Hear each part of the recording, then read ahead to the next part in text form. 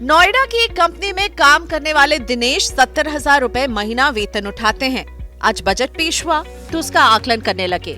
देखने लगे कि बजट से उनकी कमाई बढ़ेगी या नहीं।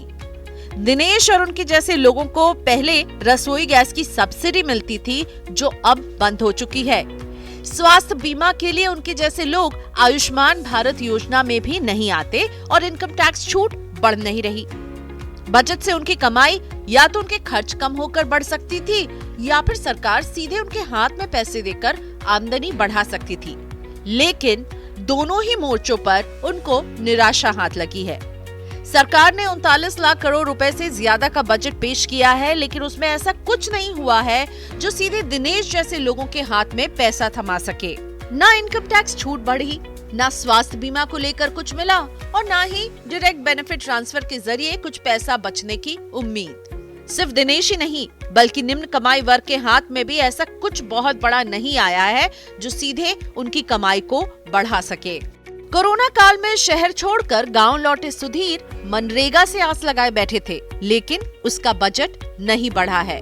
इस बात की भी आशंका है कि जो फ्री राशन मिल रहा था वो भी मार्च के बाद बंद हो जाए, क्योंकि फूड सिक्योरिटी एक्ट के तहत फसल खरीद की राशि भी घटाई गई है।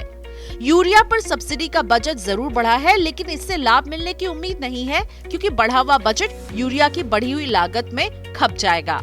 हालांकि छोटे किसानों के लिए कुछ राहत जरूर है, क्योंकि पीएम किसान सम्मान निधि के लिए आवंटन 3,000 करोड़ रुपए बढ़ गया है। अगर बचत की बात करें तो दिनेश जैसे लोगों के लिए बचत के मोर्चे पर भी सीधे फायदा होता नहीं दिख रहा। इनकम टैक्स में तो छूट नहीं मिली है, लेकिन आगरा के सरकारी अस्पताल में क्लर्क की नौकरी कर रही उनकी पत्नी को कुछ फायदा जरूर हुआ है, क्योंकि राज्य सरकार के कर्मचारियों को एनपीएस के तहत वही लाभ मिलेगा जो केंद्र सरकार के कर्मचारियों को मिल रहा था। हालांकि सरकार ने बजट में कुछ ऐसे ऐलान जरूर किए हैं जिनसे अर्थव्यवस्था को कुछ सपोर्ट मिल सकता है। सरकार ने पूंजीगत खर्च 35% बढ़ा दिया है।